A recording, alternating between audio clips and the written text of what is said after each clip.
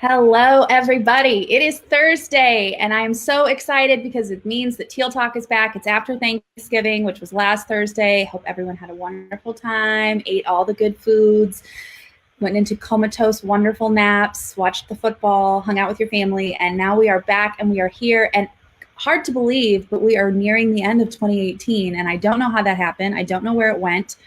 But what we're talking about today is getting you set up and ready to go for 2019. And that means organization. I don't think there are many of us out there who wouldn't say that being a little bit more organized wouldn't help them in their career. And I have two incredible organizers with me today. Today, let me say the date real quick. It is November 29th. And I am here with Angela Rathbun of Blue iStyle blog and Melissa George of Polished Habitat. They are amazing. They are organizing savants, and they're going to be talking about just general organization tips and then Airtable, which they have really found to be a big boon to them. So I wanted to say hi to Melissa and Angela. Thank you for joining me. Hi. All right, ladies. First, I'm just going to kind of do a little bit of introduction. Can you tell me a bit just about yourselves and your websites, and then how you kind of started out, because you're both Mediavine publishers. Tell us a little bit about that. Yeah, I'm Angela, and my blog is Blue iStyle, and I blog about all things home. So I blog about home decor, DIY, and lots of organizing, which is pretty much my favorite thing. And I've been a Mediavine publisher for 2.5 years. Awesome. Okay, and Melissa? Yeah, I'm Melissa, and I blog at Polished Habitat, kind of about pretty similar topics to Angela: home organization, home decor makeovers, anything to kind of make your life a little bit easier and more efficient. I love to talk about. And I've also been with Mediavine about 2.5 years. Excellent. And full disclosure, I was actually friends with both Melissa and Angela before I came to Mediavine. We met at a blogging conference when I was in my old job, and I found them, and they were like my people. And I said, this is amazing. And then when I found out they were with Mediavine and I came to work at Mediavine, the stars aligned. It was perfect. It was kismet. And I'm so glad to have them with me today. Okay, now that I'm going to stop gushing. So as I said, you are both incredible organizers, and it's actually something that you love, that you're passionate about, both of you. So could you talk to me a little bit about your backgrounds and how you've gotten yourself organized, both in real life and virtual life? Sure. Before I was a blogger, I was actually a project manager for a hospital system. So my whole job was keeping people organized for a living. But that's balanced out with the fact that my natural tendency is to be a disaster. Like, I leave my shoes places. I just walked through my bedroom and picked up 4 glasses off my nightstand. So I have these very diverse parts of my personality. Somehow I was also gifted in a way of organizing things that really work long-term for me and for other people. So once I put a system in place, I can follow it. The disaster factor goes way down. I'm productive, I'm happy, and the world is good again. So other than the nightstand, over the past 5 to 10 years, we've slowly implemented systems to keep our house pretty organized. But before 2018, my virtual life was still a mess in the business. I would try things and then not follow them, and then have 9 months of expenses to enter into QuickBooks. And it was kind of embarrassing based on my history of getting everybody else organized.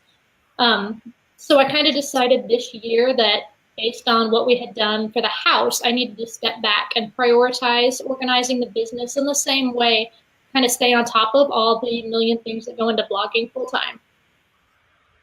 Excellent. And Angela, for you? Yeah, my story is fairly similar. I've definitely learned over the years that when I'm disorganized, my stress level goes way up. But despite that, my natural state tends to be kind of a hot mess if I don't put the effort into staying organized. But when I do, I always feel so much better, and I'm so much more productive. So we've really worked hard in our house, especially I've got 2 young kids now, and introducing kids into the house was a whole new, level of organizing challenge. But I've found ways to put systems in place that are easy to maintain for the whole family, and things that we're more likely to stick with. And that when we do that, everyone is happier, mom is happy, and that makes everybody happy. But before I started my blog, I worked as an attorney, and practicing law, hours were terrible, and there was a lot of things about my job that I didn't like. But staying organized at work was really pretty easy because I had a dedicated office and I had really dedicated like office hours. And when I was there, that's all I was supposed to be doing. I wasn't trying to balance out all these other like family and life tasks. And of course, we had like the most amazing file room ever, which was my happy place at work. But there was a whole staff of people that kept it organized all the time. And I had a secretary that sat 10 feet away from me, which I could really use most days. So when I started blogging full time and working from home, it was a whole new level of organizing challenge for me to figure out how to balance work and life and how to keep my business organized and how to keep it separate from all the like family papers and all the stuff happening in our home. And, you know, most of my work happens late at night, and how to just sort of keep systems in place that my work and family life weren't just in chaos all the time. So I've been working hard at it. And like Melissa said, 2018 was really my year to get organized. And I feel like I finally have similar systems in place for my business, like I do in my home, that are easy to maintain and that I can finally stick with. And I think that, ooh, is it better now? That's odd. I think that it's a bit where if you're working from home, you're finding that it just kind of starts to bleed into every other part of your life. Like when you're working from an office, it's a confined area and you can control it and you can say, okay, now I'm going to leave and I'm going to close that door. And then when you're working from home, it's like, it's everywhere you go, there it is again. And you're like, I'm going to stop working, but then wait, but my laptop is right there. I can just pick it back up and I can start. And I mean, I just find now, I've been working from home for a little over a year, and my office is just starting. So I'm going to need to take some of your tips because my office is just starting to expand and things are just starting to go everywhere. That it's a lot. Yeah, and you don't always work on your things that should really be your priorities when you're working like that. You're grabbing the laptop and going, oh, I can post this on Facebook. So I find that I do that all the time, but it's usually, frankly, pretty much a waste of time. Like if I'm supposed to be doing something else and I grab the laptop, the things I'm working on aren't the big projects that are going to bring in income or make the blog grow. Yeah, no, I totally, it's that instant gratification thing too. Like you get a notification and you're like, oh, I'm going to go quickly take care of that while I'm here, even though it's not the stuff that you would actually make a difference or matter. It's the thing it's the little shiny object in front of you that you're like, oh, I'll just take care of that. It'll be fine. Yeah. And I'm a very big to-do list person. I don't know about you guys, but I'm huge into that. And I feel such a sense of gratification if I can cross something off, even if it's not necessarily the thing I need to be crossing off. I'm like, I'm going to do this thing just so I can say I did a thing. It's a thing and it's done. I did it all. So that can be a little bit rough. So, okay, all that is true. So this last year, I got to see you guys both speak at Haven, and you're amazing. You have a session, and you've gotten into the conference presenting game, and you've done this incredible session on Airtable. And we're going to get into Airtable more now, because I think was that the turning point for both of you? Has that been the thing that has pulled you together? Absolutely. Yeah, absolutely. I love to hear that. There's light at the end of the tunnel, everyone. Mm-hmm. So what apps and tools were you using before Airtable? And then what problems did Airtable solve? What gaps did it fill in? For me, I would say a better question is probably what wasn't I using before Airtable? And that was probably my biggest problem, is that I had stuff spread out in so many different places. And I mean, at my core, I'm really like a paper and pencil type of person. Mm-hmm. So I love having lists everywhere, but that was the problem. I had lists everywhere. I had like a list in every notebook, and I had sticky notes everywhere. And I might be out running errands and think of something and write it on the back of a receipt, and like nothing was centralized. I was also using, and I still do to some degree more for personal stuff now, I use the Notes app and the to-do list app on my phone. But again, it was just another place where I had lists everywhere. I had a paper calendar, and then I had a Google calendar that was sort of a combination of blog deadlines and family calendar, which wasn't ideal. So everything was just spread out. And then I had about 1,000 different Google Sheets, spreadsheets for everything, but a million different ones. So for me, I think this was the year that I was like, okay, I have to consolidate things. So I started researching, and I'd done some research in the past about all the different project management tools that exist out there. But what I found was most of them only did like part of what I wanted. And I decided if I was going to consolidate, I really needed something that could do everything. Otherwise, it's just going to be one more way of having everything spread out and disorganized. So the way I first found out about Airtable, and I think Melissa and I were kind of in the same boat, Facebook knows you, and Airtable ads kept popping up on the sidebar for me. And finally, one day I was like, I'm going to read about this. And I started doing some research, and it was like someone had stepped inside of my head and figured out how my brain works. I was like, I did like everything I could think of that I'd been wanting to track or organize. I could do all of it in Airtable. So I started playing around with it. And we'll get more as we go through this. We'll get more into how we're using it and why we're using it. But I would say the biggest problem it has solved for me is that I can keep track of everything in one place, like lots of different kinds of data. And the fact that there's an iPhone app, and well, actually not just iPhone, there's an app for it. So I can handle things really quickly when I'm away from my desk, things that I would have like jotted down on a piece of paper previously that would have gotten lost at the bottom of my purse. I can now just pull out my phone and handle it and have it be done the right way in the right place. That's great. Okay, Melissa, same question. Yeah, I was trying to think about this, and I think I just blocked out most of my life before Airtable because it was so with stuff. I know I had a ton of Google spreadsheets that I would spend hours and create and perfect and color code, and then not stay on top of it because they really weren't the ideal solution. I was just trying to fit a round peg into a square hole or vice versa. I used QuickBooks for accounting, and I had tried several other project management systems like Todoist and Teamwork when I had a team of contributors, and nothing was really the perfect fit that kind of like Angela said, worked how my brain worked. Like I wanted to be able to see stuff in a spreadsheet, but I also liked dragging and dropping like a calendar. I just wanted to be able to move a post to a different date. So nothing could really do everything that I wanted until we found Airtable. And what do you guys, so Airtable, let's talk a little bit more. Let's get into the meat of Airtable here. So give us some of the features and highlights. What makes it special? Yeah, so Airtable, what I like about it is that there's so many different tools out there, but there's not really anything that's kind of one size fits all. And that was the problem I was having.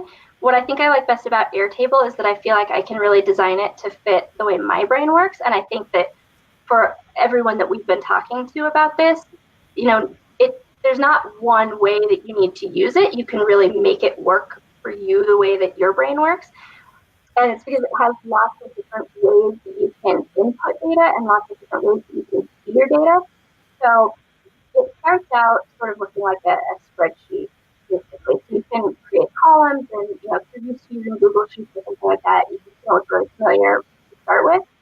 But then you can also view your data in a database format, which makes a lot more sense for people, for some people's brains. And also the database piece of it, when I'm working on my phone, is amazing because instead of scrolling through like a million columns to input something, I can just input a couple of fields into sort of this database view that makes it a lot more like phone screen friendly. There's also a calendar view. You can input data directly onto the calendar or the information that you put on the spreadsheet to be viewed on your calendar. For people who love some of the other project management software that's out there, Airtable also has the Kanban view. I think I'm saying that right, Kanban, which is more like similar to what Trello and Asana has that sort of view. So all the information that you put in, you can still see that way if you like that format, if it works well for your brain. And there's also a gallery view, so you can, if you're putting in like images and stuff, you can choose to see them that way. So basically, starting back at the spreadsheet view of things, which is kind of where everything lives, you can input so many different types of information. So there's actually 15 different field types. So I've always used Google Sheets that you can only type things in. That's pretty much what you do in a Google Sheet. With Airtable, you can type in, fields of data, but you can also attach files. You can create text box columns. You can mark things done or, check things off. There are drop-down menu options. You can link records together so that different sheets are linked together. You can add fun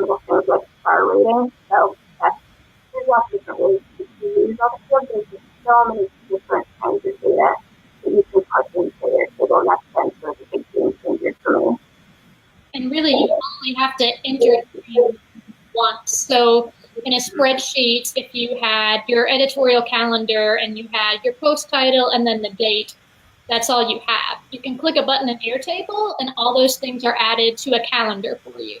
And if you drag and drop something on the calendar, say a sponsored post gets moved from Monday to Friday, when you drag and drop it on the calendar, it also changes it in your spreadsheet. So you're not double doing things, which is huge.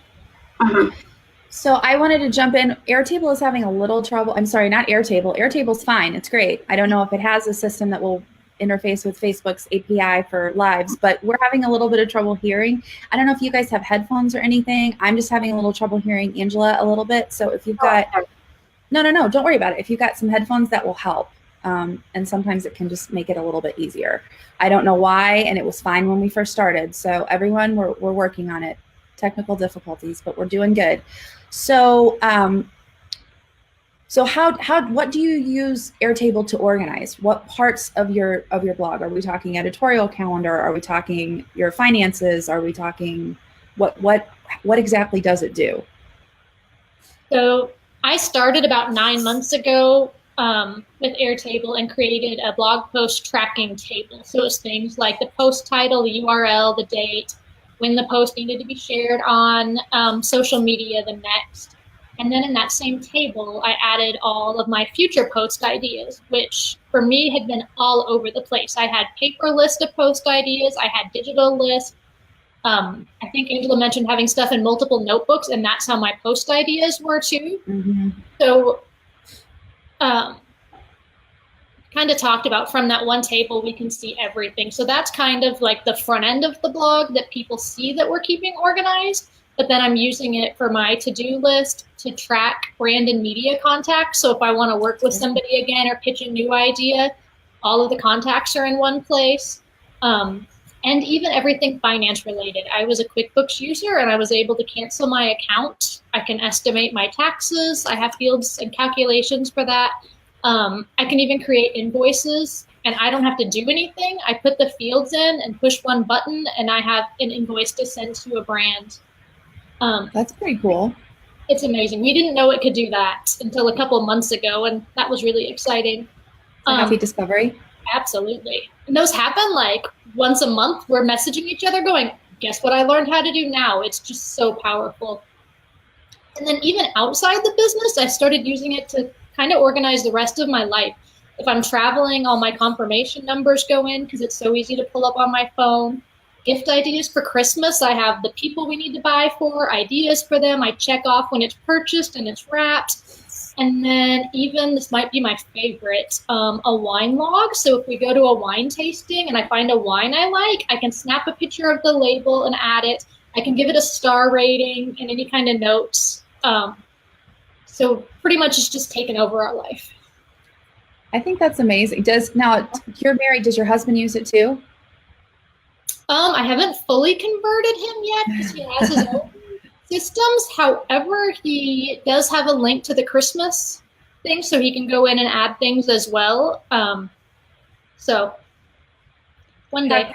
Now, have you guys abandoned the Google Sheets? I know this is a little off script, but have you guys given those up? I can't remember the last time I've opened a Google spreadsheet, and before I had in Chrome, I have a whole folder of Google Sheets, and there's probably 30 of them in there, and I can't tell you the last time I looked at one. Wow. Angela? Yeah. Can you hear me okay? Yes, that's okay, better. Good. Just making sure before I go on. Yeah, same thing. I used to have about 1 million Google Sheets, and it took me a little while when I started using Airtable to get everything moved over, but now I've pretty much got everything that I used to have in Google Sheets moved over to Airtable, and I don't use Google Sheets for anything anymore because I can just do all the same things and then like 10 times more things in Airtable. So it doesn't really serve a purpose for me anymore. I won't lie. I have an unnatural connection to my Google spreadsheets, and it's a little bit, the thought of getting rid of them entirely frightens me a bit, just a bit. So give us your presentation highlights in a nutshell. Tell us what you guys talk about, because I saw it at Haven and it was fantastic. Yeah, well, So the first part of our presentation was really mostly about what we're organizing for our blogs and our businesses and why. So we really covered some of those key things before we got into the Airtable piece of it. And I think that's helpful to mention here too, because even if you're using another app, whatever tool works best for you is great, but there are still certain systems and methods and things that we should all be organizing no matter where we're doing it. So I'll touch on that a little bit, and then we can dig into like how we're doing it. But basically, Melissa and I both have similar methods that we use when we're organizing our house in terms of how we find systems that work for us. And so when we really both got serious about using Airtable to organize our businesses, we decided to take a similar approach to how we would organize something in our house. And our first step is always to start with a blank slate, or in this case, it was like starting with a blank piece of paper. So we sat down and we started with a blank piece of paper and started making a list. We made a list of all of the important things that we should be doing for our business, and sometimes it was writing down things that we were doing for our business that we were questioning whether they were worth the time. So just like when you're cleaning a closet, it's important to purge. Once we had our list, we started purging it and asked ourselves if there were tasks that we were spending a lot of our time on for our business that maybe weren't creating a good return on our investment. And if so, we took those off the list because there was no reason to organize a bunch of tasks that weren't really benefiting us anyway. Once we had a list of the tasks that we really needed to do and the information that we really needed to organize, we started putting them into categories. And we were categorizing them not just based on, blog posts obviously go together and finances go together, that's obvious. But we were also trying to think about what kinds of tasks could we group together to be maybe more efficient with our time. So like if we're going to create new pins for an old blog post, instead of just sitting down and opening Photoshop and doing it for one post, like maybe we could filter our list and say, these are all the posts that I've really been wanting to create new pins for this season. And when I sit down, I could have that in front of me and create 10 new pins at once and be a little more efficient with my time. So we were putting our list into categories with those kinds of things in mind. And as we went through that process, we basically came up with 6 main categories of blog and business information that we feel like all bloggers should be organizing. And those categories were your blog content, SEO and stats, social media, brand relationships, finances, and media and publicity. I'll toss it to Melissa. So the categories, one of our favorite organizing tips is to, once you have categories, subcategorize them. So if you have a giant bin you're putting something in to organize, you're probably going to be better off breaking it into sub bins. So we did the same thing with the information and broke each of those sections down into past, present, and future to make sure we were kind of learning from our past and really using that old content, being present and getting things done in the future, and then making sure we were strategic as we planned ahead. So for an example, if we look at like the content section in the past, we were tracking things like the publish date, primary and secondary topics, which is really helpful for re-promotion later. So if something was home decor, we would also assign it like a summer drop down. So we could look and see what all of our summer posts were. URL, we can add in featured images, whether or not the post was sponsored, and anything we really need for re-promoting those old posts. Then in present, we're tracking what we're working on short term, like the status of each post. So if you're working on multiple things, we have a little drop down and it'll say whether we've taken the photos, maybe we've sent a draft to a sponsor for approval. So it just kind of has a waiting tag and the date that we sent it, so we know when to follow up. And then also making sure we're doing a good mix of content for our readers. Since we talk about decor and organizing, we like to schedule the calendar so that it's not too heavy any month on one or the other. And then also looking forward to the future. So brainstorming future content, organizing our ideas by topic, making notes maybe about potential keywords or past posts that have done well and you want to do a new post that's kind of a different take on that. Mm-hmm. And then also sponsors to pitch if we see a new product that's really cool or just have a random idea. We'll log it as a post idea and then also log the sponsor to pitch. That's awesome. So can I just time out a little bit on the Airtable? How did you two find each other, and how did you guys relate to each other? No, I mean, I love your relationship is one of my favorites in the whole blogging community. Like I've been a fan for years. So I'm just, how did you find each other? And do you have any advice on, I know it's off topic, but do you have any advice on helping other people find their tribe, their partner? Yeah. So I got really lucky, and like a month or two after I started blogging, I had met some people through, maybe even through a link party, but they were also brand new, and none of us knew what we were doing. This was 5 years ago, and they're like, hey, we should start our own link party. And we're like, okay, that's great, we'll do that. None of us have any traffic, so I don't know who's gonna link up, but why not? So somehow Angela found the link party and was submitting her things. And pretty much anytime she submitted anything, we were picking it as one of our features the next week because we liked it a lot. It was in line with what I was doing, and we could tell she put a lot of effort into everything. So about 6 months later, maybe, of that, so we kind of knew her. We had never talked or emailed or anything. Somebody ran into her at Haven. We were all at Haven, and somebody was like, it's Angela Blue Eye Style. We know you. So we kind of talked a little bit there and went out to dinner and didn't even know what her last name was. We were trying to track her down. We're like, wait, she doesn't know anybody else. She should come to dinner with us. We're like, can we just go to the hotel desk and ask for Angela Blue Eye Style? Is she registered under that? Is it Angela Blue Eye Style? Why not? So I don't know if she came back down to the lobby or what. So we chatted a little bit over dinner and then decided to go to Snap the next year and be roommates. So we got to know each other a little bit more. And while we were there, I got an email about an event in New York to go to. We would pay for ourselves to get there. But I looked at her and I'm like, hey, do you want to go to New York in a few months? And she said, sure. And by the time we left, we had planned for our husbands to join us too, and it turned into like couples vacation, and been best friends ever since. Yeah. That's awesome. That's super awesome. And do you have any advice for anyone looking for their own tribe or their own partner? Because it seems like you guys rely on each other and support each other so much. Yeah. I mean, I would say that I've had people say, like, how is it that you guys get along so well? Because your blogs are so similar. Like, everything you blog about is so similar. Like, you're pretty much each other's direct competition.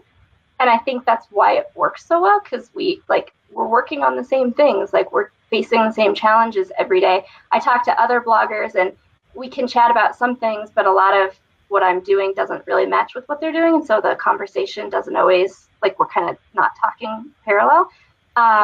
Melissa and I don't think we've ever viewed each other as competition. It's been like, hey, you get me and you are doing the same things I'm doing. Let's just like help each other along the way. How you find someone who, thinks just like you is hard, I guess. But I would say we were at a niche specific conference when we met. And I think that's obviously a big thing. There's a lot of conferences out there where you've got people from all sorts of different blogging industries, but I think going to at least one conference that's like specific to your niche is probably a really great way to find your tribe, because those are people that are doing very similar things to what you're doing. And then I think it also helped that we were pretty much at the same stage. I'd been blogging maybe a couple months longer than she had, but she knew a heck of a lot more of what she was doing than I did. So we were pretty well aligned in terms of like level of experience. And so it wasn't like one person spending all of their time answering the other person's questions. We were kind of at the same level, so we've been able to sort of help each other and learn together along the way. Otherwise, I think the relationship can start to be kind of one-sided, where one person has all the info and the other person wants all the info. Yeah. So for sure.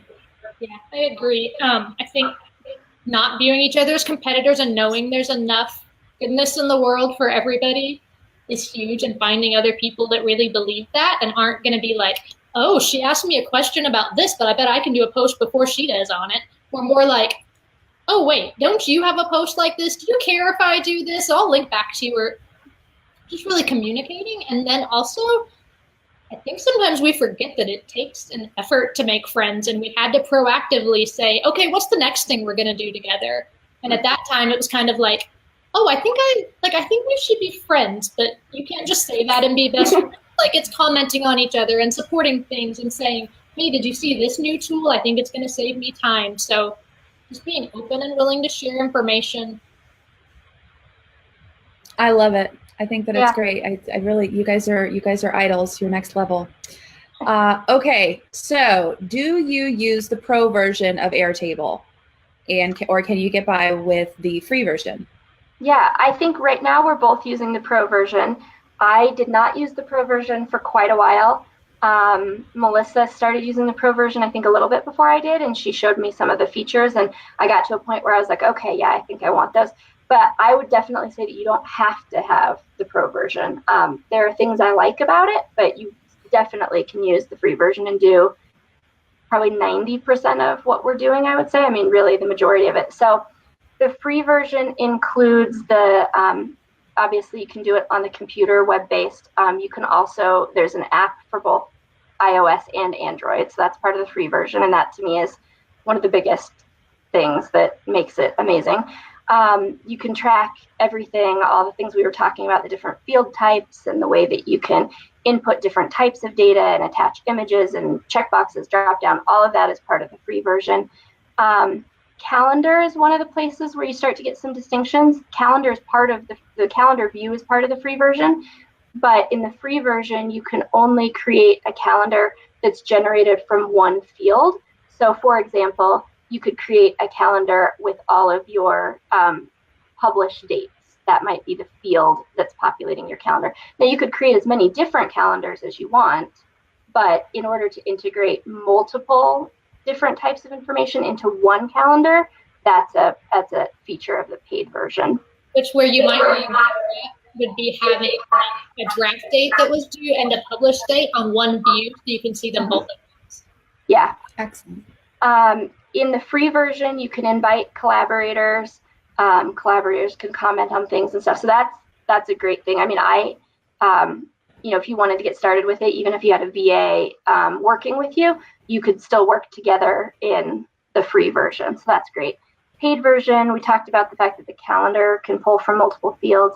There's also more color coding options in the paid version, and we kind of like to color code, so that was a selling point for me. But really, the color coding to me helps me stay organized because I've got different colors assigned to different post topics. I've got different colors assigned to like the different status of things, whether something's I'm waiting for a product from a sponsor, or it's I'm working on the post, or the draft is out for review, those kinds of things. So there's more color coding options when you get to the paid version.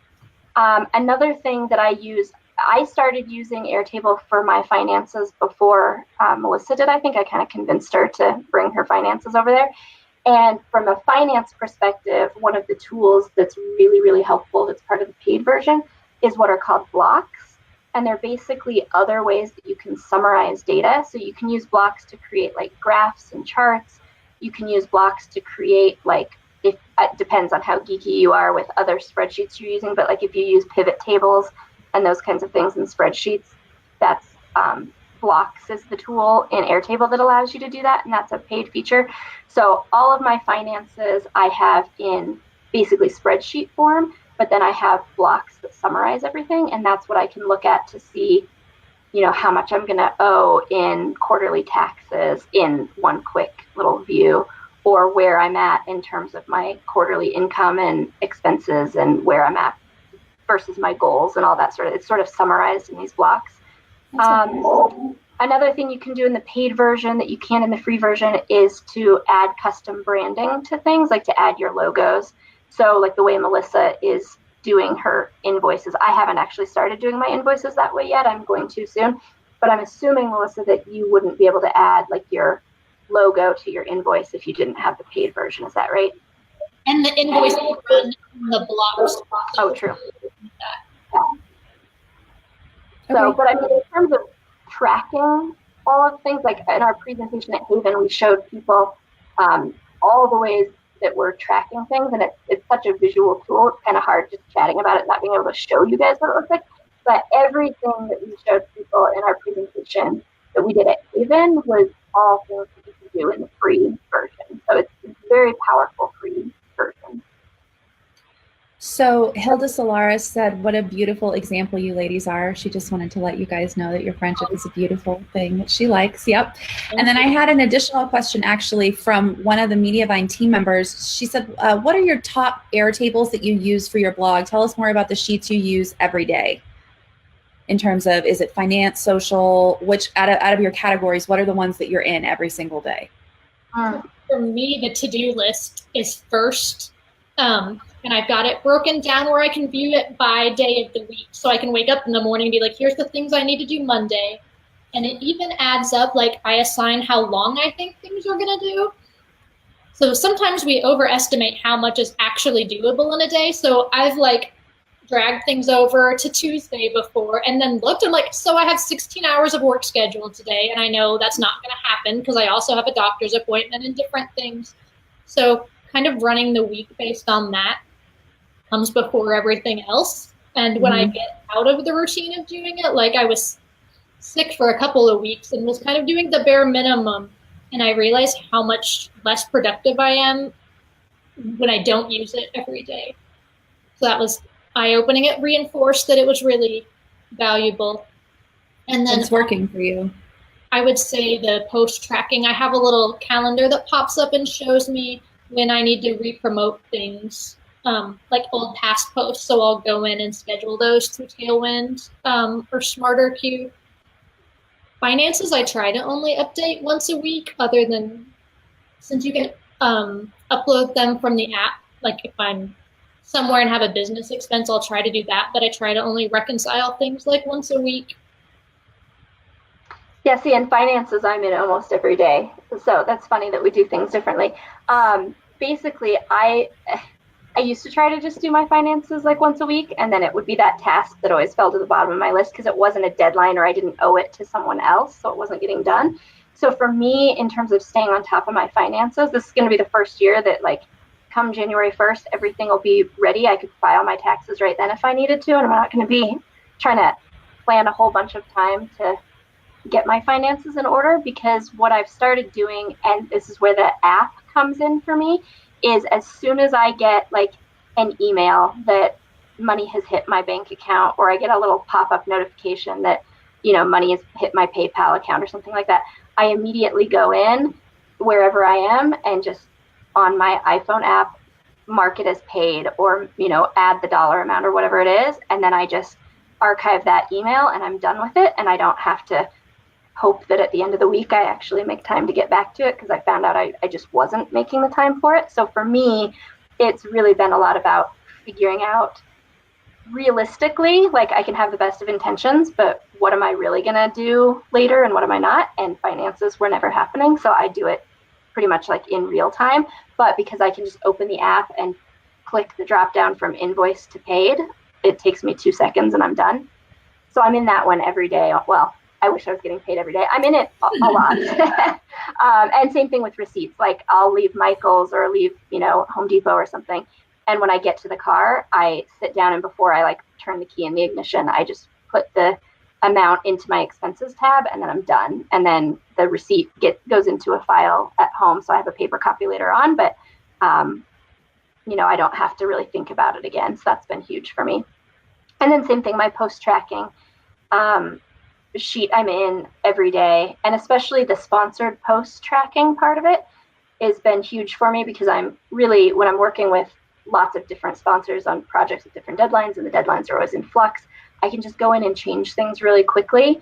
And as I do like my social sharing that's required for a sponsored post, every time I post like on Instagram or Facebook, I immediately put that link into my spreadsheet. I copy it over to my post tracking spreadsheet. So when it comes time to report everything to the sponsor at the end of the campaign, I have all of the links already in that spreadsheet, because it used to take me so much time to report things, especially when they want you to fill out like a little, you know, they've got their own form they want you to fill out. And I'd be like opening Facebook and finding the link and opening Instagram. And now, because in real time, I just drop those links into the post tracking sheet that I have, I don't spend nearly as much time on reporting and digging through trying to get everything together when it comes time.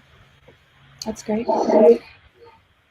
Okay, so as I mentioned, I'm a bit of a Google Sheets addict. Why should I convert over? So I was with you before blogging. My career was literally about 50% creating and maintaining spreadsheets for people. Like if anybody in the hospital had an Excel problem, I was the one on call to go fix them and make things pretty and run reports.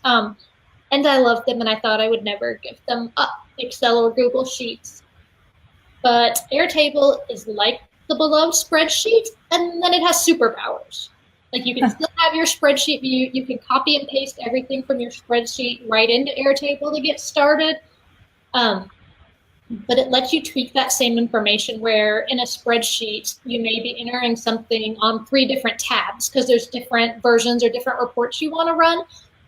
This runs all of your reports from the same information that you've entered one time. And also it works customized to your brain or anybody else on your team's brain. So you may want to look at stuff one way and Stephanie may want to look at it another way, and you can both have your own personalized views without having 2 sets of data. And that goes for looking at stuff on the back end, like reports, and also even on the front end. Angela kind of mentioned the database view, which if you imagine filling out like a SurveyMonkey survey, there's just fill in the blank fields, and sometimes there's drop downs, and sometimes there's multiple checks. So maybe you love spreadsheets, so you're fine entering all the data in, just looking at the big sheet, but somebody else on the team, like that is not how their brain works. They're afraid of spreadsheets, they hate them. They can just do the form view, and it makes it really simple. So it's very flexible. And all the different field types, like for our post categories, we don't have to type them in every time. We have a little pretty color-coded drop-down that we just pick, whether it's an organizing post or a decor post. Like all the different field types make it phenomenal.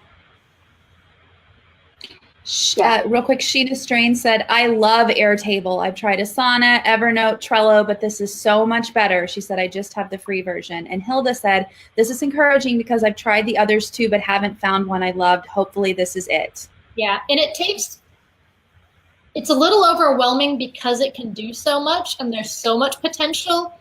So I kind of found that I had to do a little bit one day and then walk away and let my brain like wrap around it. And then I would understand a little bit more day over day about all the different options. And then after a couple of weeks, it was like totally off and running, and you could easily see how things fit together and how to set things up more quickly.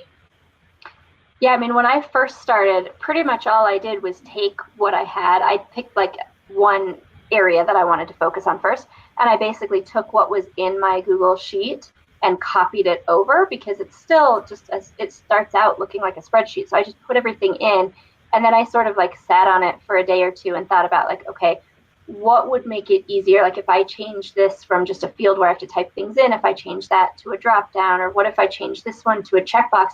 And I sort of just started tweaking things and finding ways to make it faster and easier for me, and started playing with like how I could view that information in different ways. And once I kind of got comfortable with that first one, then I started bringing over more and more of my information and creating more systems and more ways of utilizing it. Excellent. Okay. We actually have a question which is going to lead into our final question, because Zona Marie wants to know, are there any known Airtable tutorials for bloggers? There are. What do you know? So after our Haven presentation, we told the class, we're like, oh, we'll put our notes together, no big deal. And we got back home and realized that over half the class was a live demo. So there were no actual notes from that part because we were just walking them through things live. So we sat down and put together an ebook that goes over the first half of the presentation, which is all the categories of blog-related things to track, the overall organizing process that will help you organize anything. And then also added a ton of screenshots with a step-by-step guide to set up like a duplicate of our blog post tracking table in Airtable. So we have that. It's great whether you want to use Airtable or you use something else that really works for you. We're not saying Airtable's definitely perfect for everyone. You got to stick with what works. But the ebook still has a lot of valuable kind of basic organizing stuff in it. Excellent. Yeah. Can we get the link to that? Angela, keep going. And I'm going to actually have one of my colleagues post that link in our comments field, please. Yeah, so our intent is, and we've been kind of wanting to get feedback from people, our intent is that we would like to build it out and have more tutorials and maybe even do it in a video format because it is such a visual thing. Like screenshots are great, but some of it would be easier to show people by kind of walking them through it the way we were able to do in the class that we taught at the conference. So we're really looking at like how to expand on it and help people more. So what we've got right now is this ebook that's just over 60 pages, and we're gonna, because we love Mediavine people, we're gonna let everybody have it for free for the next like week or so. It'll be available for free until December 12th. So I don't know if you guys have the link up yet, but when the link is up, We do. you can go there. Perfect. You can go there and you can access the 63-page ebook that we created that pretty much covers our full hour-and-a-half presentation, including the step-by-step pieces of it. And then we would love for the people who go and grab it, we would love your feedback. We'd love to hear what you guys think about it. And then what we want to do is figure out whether it's a video course or what the next step is, but to be able to show people how we're using it for our finances and how we're using it for our to-do list and all the other things that we've come up with that are really helping us. So the ebook walks you through the post-tracking element of it, which has a lot of different components, but it's sort of one of many ways that we're using Airtable. So we're getting all of these people saying thank you. They're very excited that it's for free. They love it. Can we go ahead? Is there a place where they can reach you? Where would you like this feedback to go, ladies? I think they should be able to reply to the email that they get. They'll enter in their name and email address, and then the ebook will come out to them. If they just hit reply on that email, it'll come back to me, where they can, melissa@polishedhabitat.com or angela@blueyestyle.com. And we're not going to email you any of our other stuff. Like, so if you want our normal emails from our blogs, you need to sign up for those separately. This will just be a separate list to send you that book. And then if we do a course later, we'll email that out too.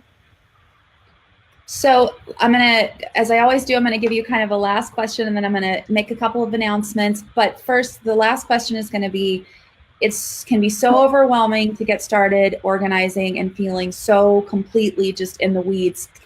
Tell me a great first step for someone to put their foot on the ladder. And I'm going to ask each of you individually. But before I ask the last question, I want to say thank you so much for being here. It's been a blast. I always have a wonderful time when I'm with you guys. I know that BeLive was being a little bit funny with the sound, but we got through it. And I wanted to say that next week, on the 6th of December, as hard as that is to believe, next Thursday will be the 6th of December at 2 p.m. We're going to be talking all things video and YouTube with Ashley Prisby. She's from Ashley Marie. She's actually been brought to YouTube headquarters in California to test all of that, to work with them. She's a selected YouTube influencer, and she's going to be with us talking all things video and how to succeed on YouTube. Then the following week, which is the 13th, and is our last Teal Talk in 2018. I know, tear, wipe it away. We're going to be talking going full-time with your blog in 2019. So that's going to be our final Teal Talk for 2018. Then 2019, we've got all sorts of stuff planned. We're starting things off with Professor Hochberger, Eric, our CEO. He's going to be talking about what we've got coming up for Mediavine in the future. There could be another live coming next week that I will keep you guys in the loop about. But first, let's get our final answers from the wonderful Melissa George and Angela Rathbun. Melissa, will you want to go first?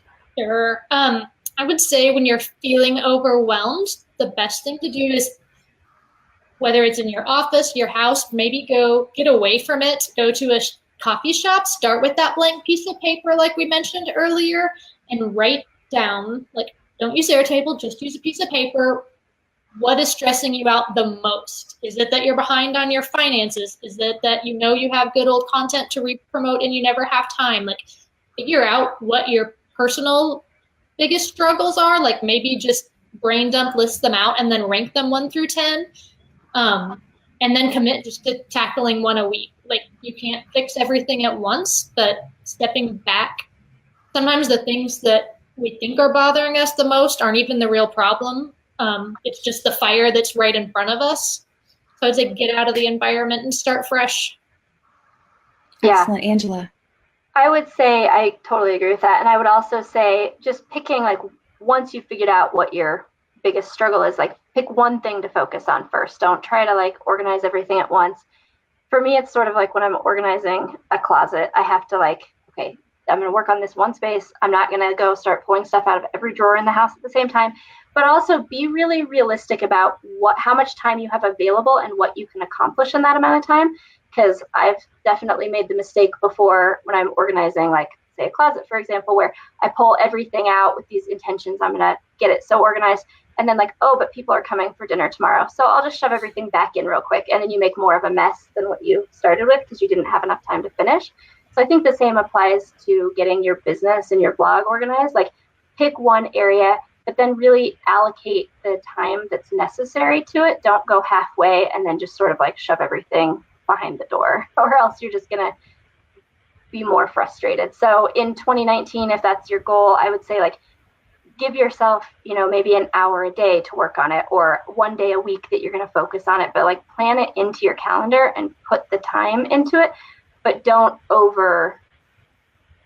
set your expectations too high about what you can accomplish in that time. Like, break it into pieces so that it doesn't feel more overwhelming to you. That makes perfect sense. I love that. I love your friendship. I love your advice. I'm so excited to have everybody have this incredible offer for your ebook. Guys, click on that, get it, get yourself organized for 2019. Melissa and Angela, thank you so much for being with me. And everybody have a wonderful day. Thanks. Bye.